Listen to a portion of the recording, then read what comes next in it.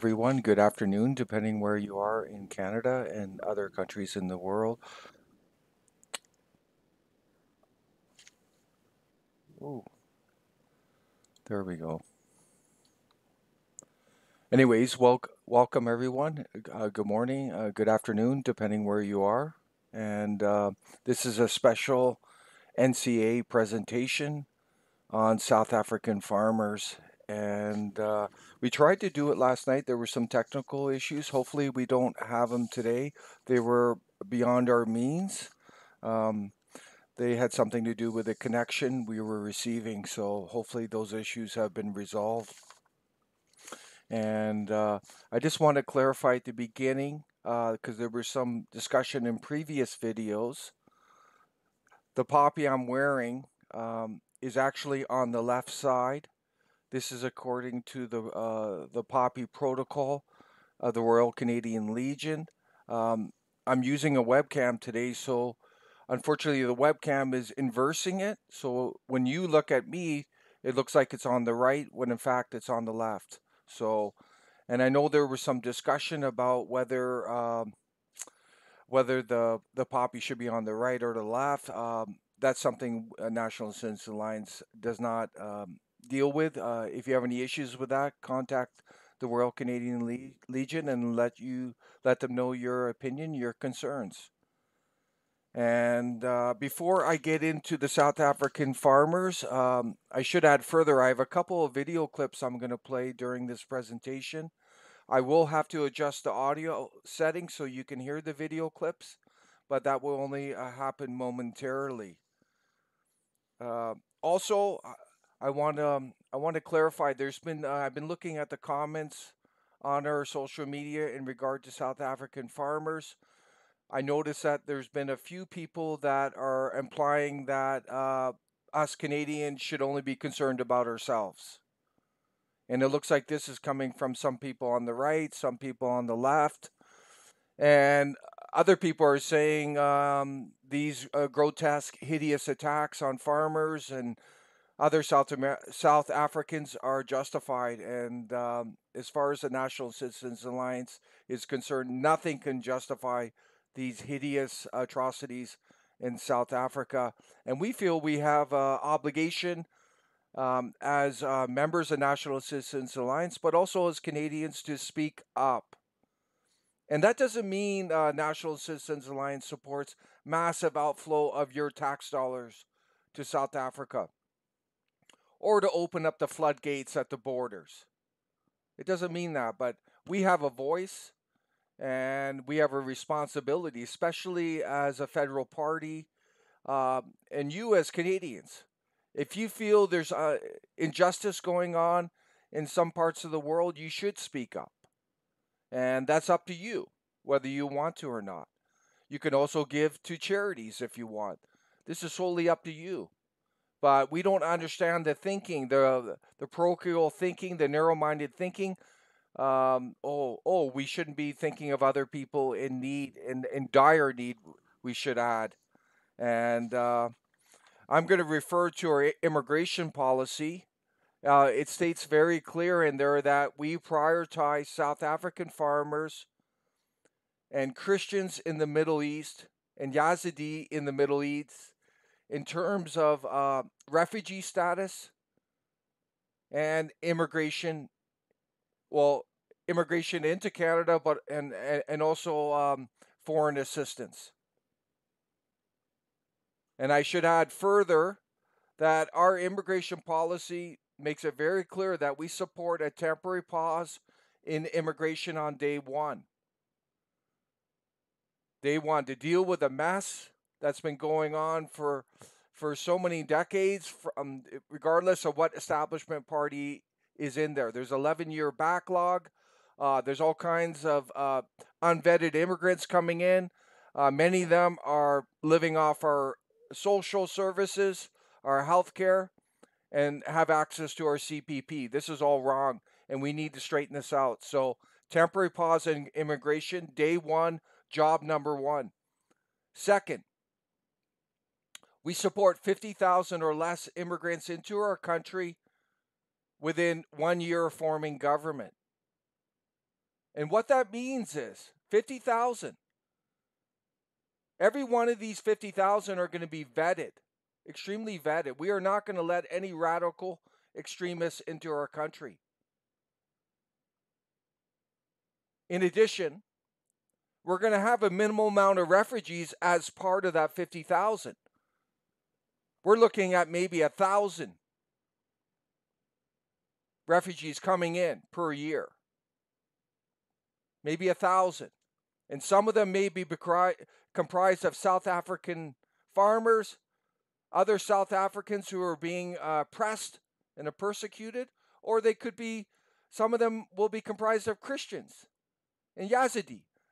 And other ones may be political asylum seekers, legitimate ones, where they're being, where their lives are threatened. It could be in a place like Pakistan, Afghanistan, parts of Africa, Middle East. Who knows? It depends on the applicants, but it will be just 1,000. So don't think the gravy train's going to be open. We are closing that gravy train, and it's only going to be a select number that are allowed in our country.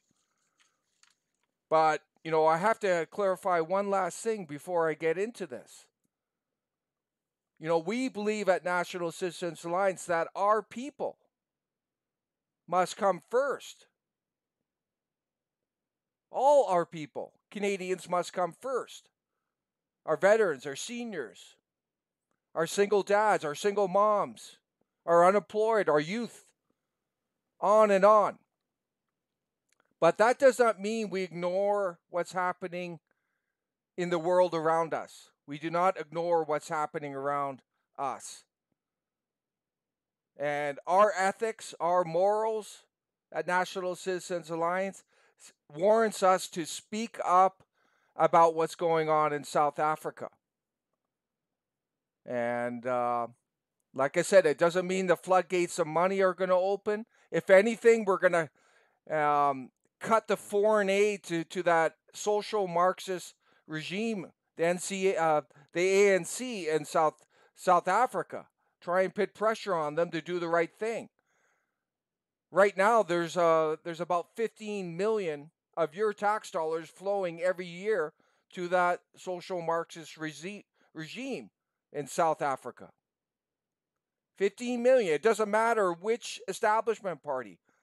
If you look back under Harper, it was a steady stream of foreign aid during the peaks of what's happening there, of these atrocities on South African farmers and other South Africans. It did not stop. And that's very poor diplomacy on these establishment parties. It shows that they have some kind of other agenda.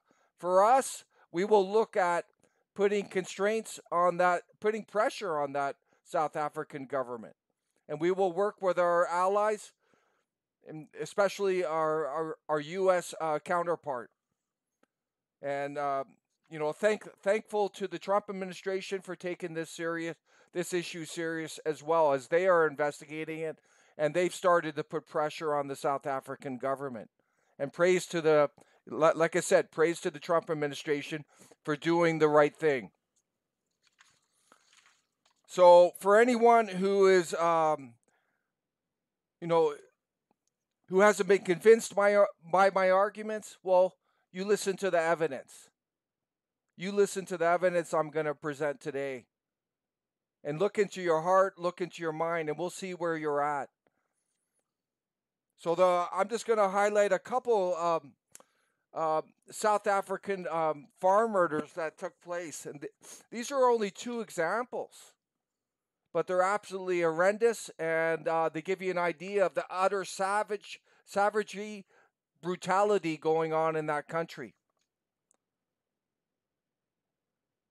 And I'm going to look at this poor young boy, Amaro, and that's his mother there. And this incident occurred in 2012.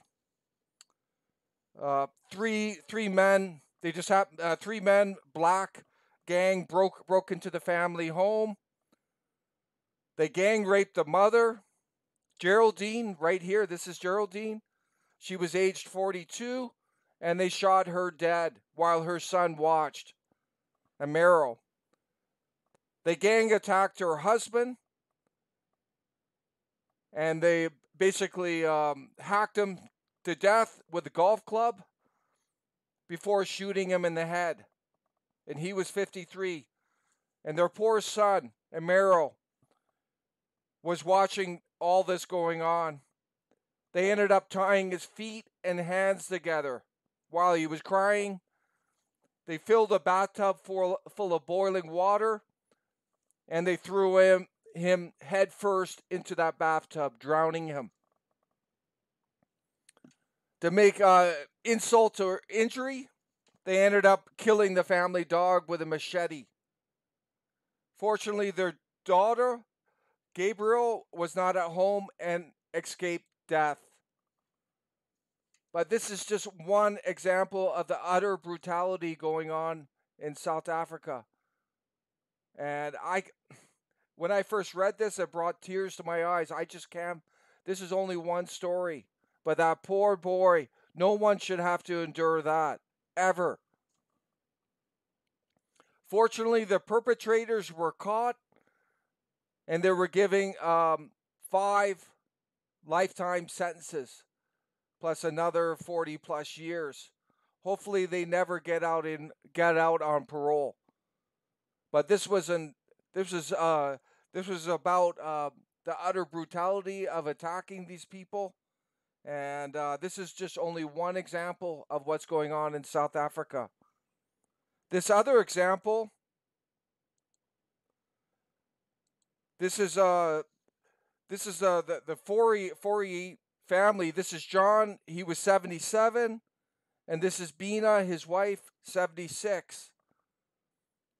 And in 2011, they were attacked by a 4-man black gang, and they shot this senior couple in the knees and tortured them for 7 hours. They were pouring boiling hot water from a kettle on them as well. Then they took poor John here to the bathroom. They shoved a shower head down his throat and poured boiling water down his throat before shooting into his skull. Poor Bina was left, she was shot 3 times in the knees and in her back, and she was left to die in a pool of blood. And what's particularly disturbing about John and Bina's story is that the perpetrators, they've been in there for 27 years in prison. And now they're before the parole board after doing that. And there's a good chance they may get out. So those are only 2 examples of what's going on in South Africa. I've never experienced the hideousness, the savagery of what's going on down there. And we should all be very concerned here in Canada. And we're compelling you to speak up, to put pressure on the South African government to do what's right. I'm going to shift now to a video because I want to give you just some more substance here of what's going on. And I'm just going to adjust the audio, and then I'm going to play the video.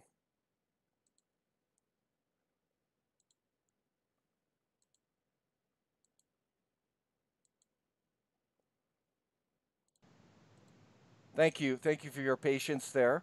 I've got a couple of videos I'm going to play. This first video, this is from Lauren Southern's video called Farmland, which was recently published. I encourage you to look at this video. It's an hour long, and it gives you a good overall grasp of what's going on there. I'm going to play a couple of clips from Lauren Sutherland's video, and just to help inform you. Known in South Africa, we are a nationwide leader in crime scene cleanup. Have you seen an increase in these kind of attacks in recent years? Absolutely. Well, 18 years ago when we started this business, there was attacks. According to our knowledge and what we experienced, they started weekly. We would get one call a week to come and assist at either farm attack or farm murder. Now it's daily. It's definitely daily. It's increased unbelievably.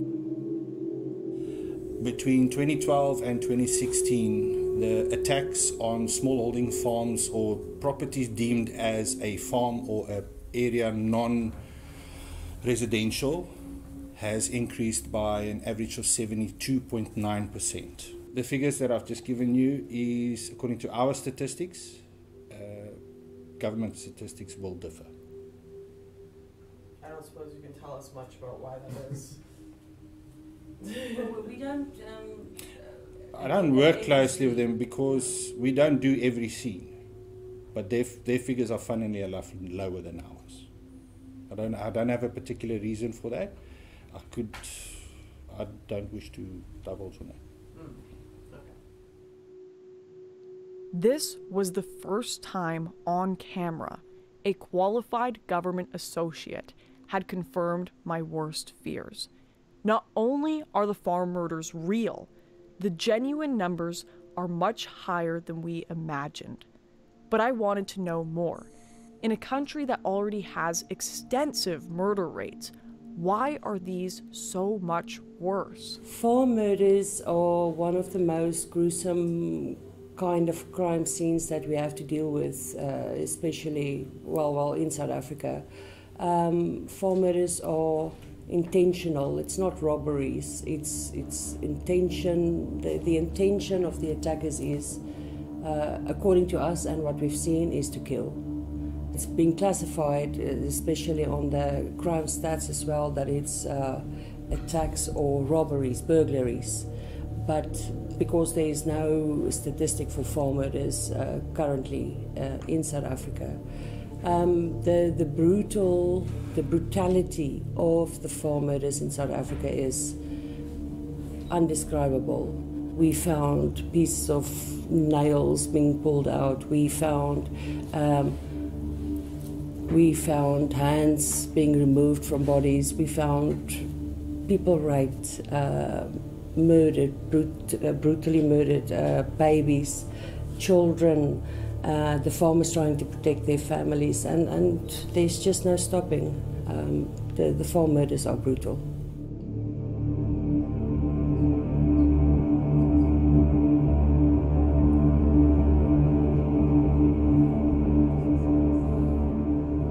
Another one that stays with me is in Johannesburg, just outside Johannesburg. We had a farm murder where 5 people came in. It was arranged by their domestic worker, and they drowned the 12-year-old boy in boiling hot water. So we had to remove the skin from the bath as it was peeling off him in the hot water. That was a terrible scene. If you look at the worst movies ever made, it's not really a patch against what is really going on there. It's unbelievable. Having heard from the far-right corners of the internet that these murders were racially based, I was intent on finding out what motives the Blood Sisters attributed to these kinds of attacks. 90% of the increase we found is due to unemployment, racial discrimination, and there's no hope. If you don't start your own business in South Africa, where are you going to work? There's no work. Racial discrimination against who, if you don't mind me asking? Yeah, I have to be careful.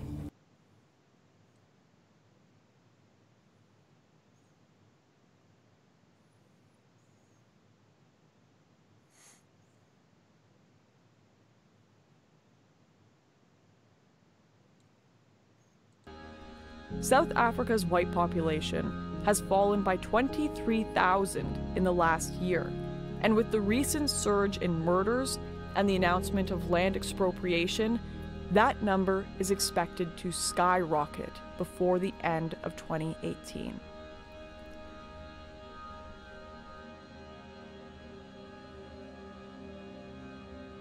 To get to the bottom of why this was happening, I wanted to meet some of the nation's policymakers to hear their side of the story.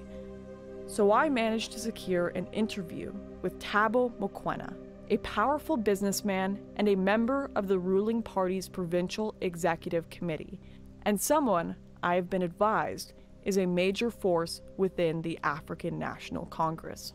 So there's been like very slow progress in terms of addressing the land or redistributing the land. So we must speed up.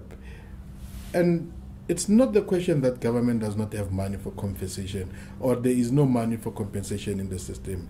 I think it's just part of the problem is that the bureaucracy is way too slow and then it undermines, the good objective. So you need to have like cutthroat departments that understand the agency and the plight of the people. When they are required to do their work, they must do it. Are things leaning more towards with or without compensation? I don't know, I'm just curious. Yeah. Look, the decision that has been taken, it's without compensation. There's nothing that government can do that is illegal to the farmers. Neither there is nothing that the farmers can refuse, which is law. So they don't have much options. It is not the intention of the ANC to go and grab the land illegally and that type of thing. No. We will do it within the prescripts of the laws of this particular country. And then if it means that the laws of this country are not adequate to address that, the first thing to do is to introduce the new laws that allows us to be able to. But once it's law, no farmer, no person that can come and say that I am going to disobey this law. No, do it at your own peril. This seems to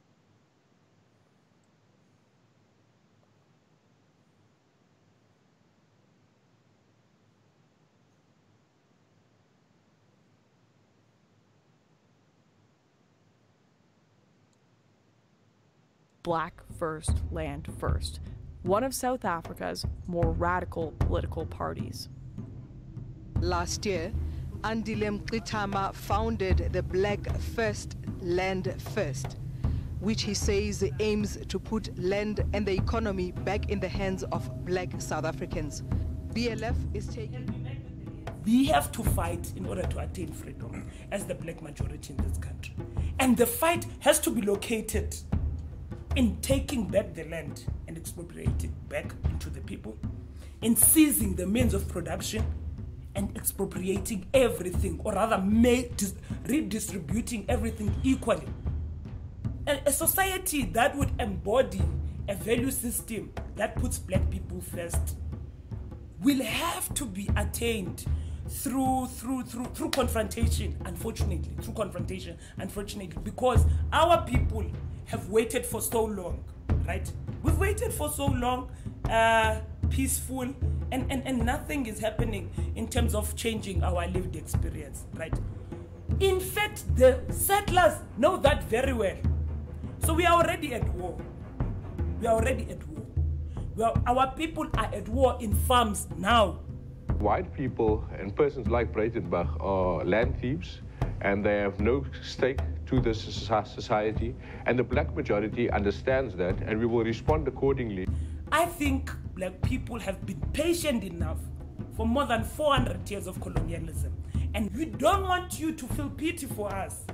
We are coming for you, and we are going to get everything that you own. It's ours.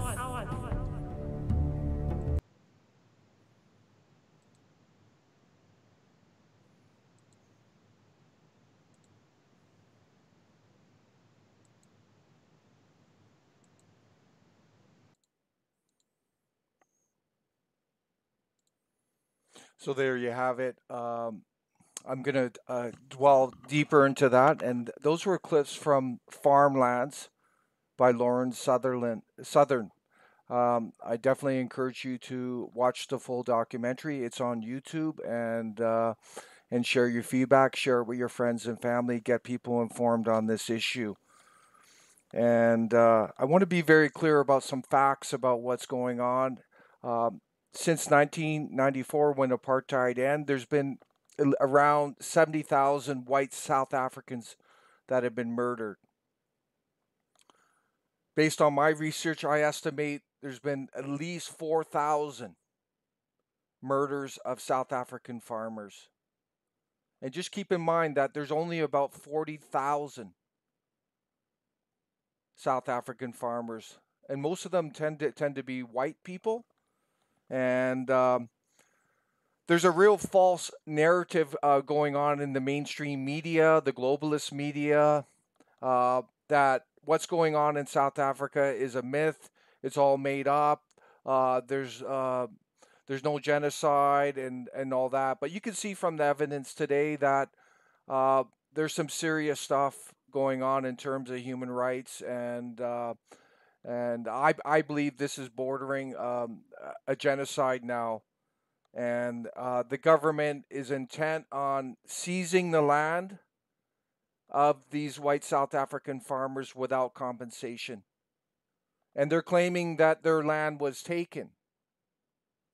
And this is false. And this is being pushed by the media, by the globalist media, this false narrative that the Boers came in there and stole the South Africans' land. That is a myth. That is false. If you look at the history in the 18th century, when the Boers came in, they actually purchased the land from African tribes. They purchased the land. A lot of these African tribes, not many of them are farmers. They were more nomads moving around. In fact, the black South African population is comprised of many black Africans from other countries that have migrated into South Africa. So this myth that the land was stolen, that there was plunder, there was rape, there was brutality by the Boers is a false narrative. And I'm not going to pretend. During apartheid, there was clear discrimination in terms of land. But most of that was in the key cities of Cape Town, Johannesburg. And there was some land discrimination in the rural areas. But black South Africans still had the right to work the land. Not many of them did. And that's why it's predominantly white South Africans that are the farmers there. And these are Boers. Boers are mainly farmers, and they came and worked the land and gave it value. So to actually take it away without compensation, that is about as unjust as it comes. And you could see the government. They're spinning the lies that these people are thieves. So it's encouraging the public to go in there, the black South Africans to go in there and demonstrate utter brutality to them. And the authorities don't keep number on the on farm attacks, farm murders. So we're relying on other sources in South Africa. You know, I have to qualify this. The murder rate in South Africa is very high. The last I read, it's 57 murders a day. And that's outstanding. That's unbelievable. That country is just a violent zone. But there's a disproportionate attacks on these South African farms and the utter brutality of them. That poor Amaro, throwing him in a bathtub of boiling water. That is about as sick as it gets. And I challenge you, anyone out there, justify that act. Justify it. How dare you? We dare you to justify that. And what about John and Bina getting pouring boiling water on those poor seniors, shooting them in the knees, and then pouring it down poor John's throat, 77 years old. Justify that. I dare you to justify that for all those people out there. And I dare you to justify the NCA for not speaking up, telling us not to speak up about this year, why we shouldn't be concerned. Justify that. So I'm going to share another video here. This is from Black First, Land First. And they're an opposition political party in South Africa, but I understand they have some seats. And they aren't too far off the ANC. Both of them believe in taking the land without compensation, any means necessary. So I'm gonna adjust the video, adjust the audio settings. I'm gonna play another video for you.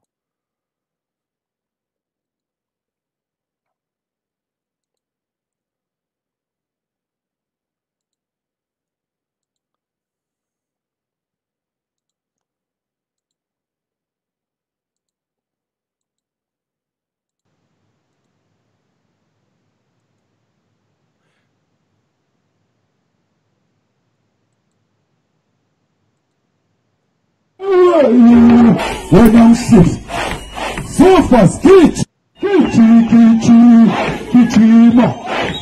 Sibram Kondo, Halaye, shoot to kill, Umasa, shoot to kill, Kilame, kiss the poor, the farmer, kiss the poor, the farmer, Burr, pa, pa.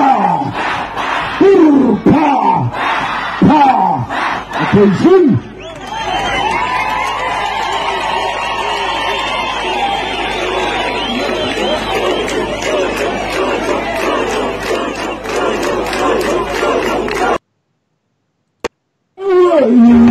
When I'm sick, so fast, kichima, Sibram Kondo, Halaye. Shoot to kill, Umasa. Shoot to kill, Kilame. Kiss the poor, the farmer. Kiss the poor, the farmer. Burr, pa, pa. Burr, pa, pa. Attention.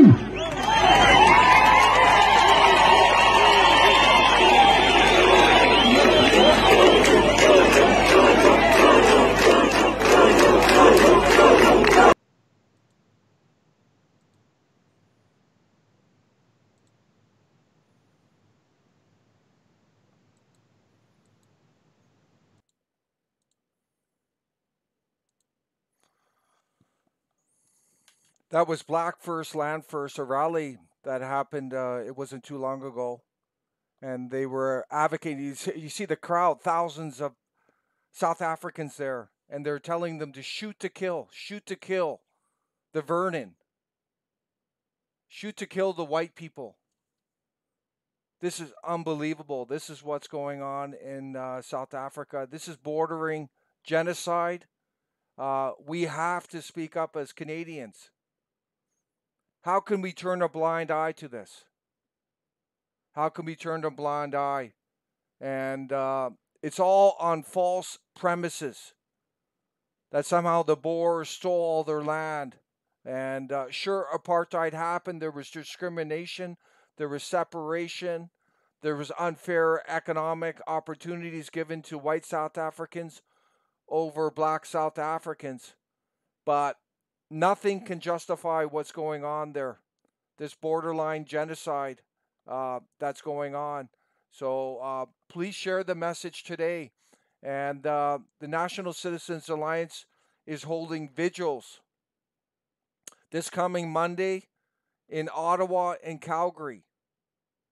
And we encourage you to come out. The one in Calgary is a candlelight vigil. It's going to take place at 7 p.m.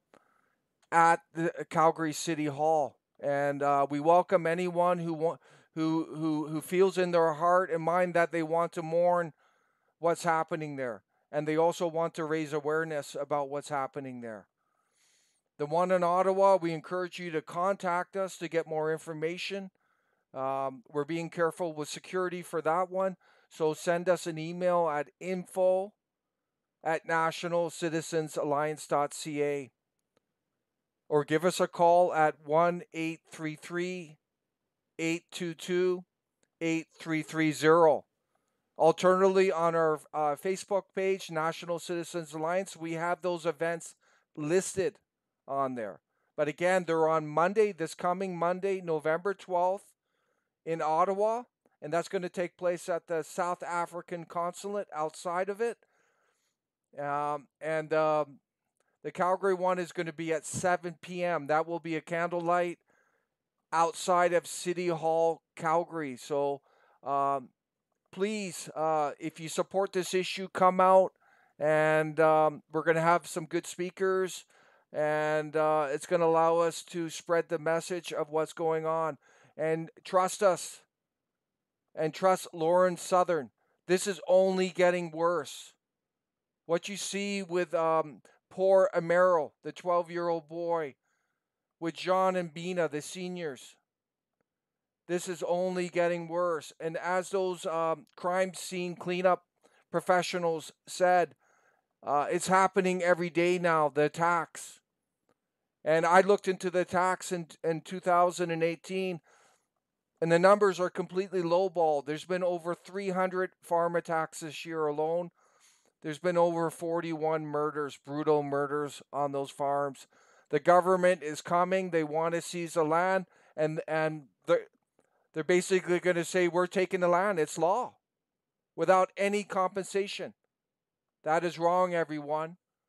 And I hope you enjoyed this message today, and we look forward to seeing you on Monday, November 12th. Thank you very much.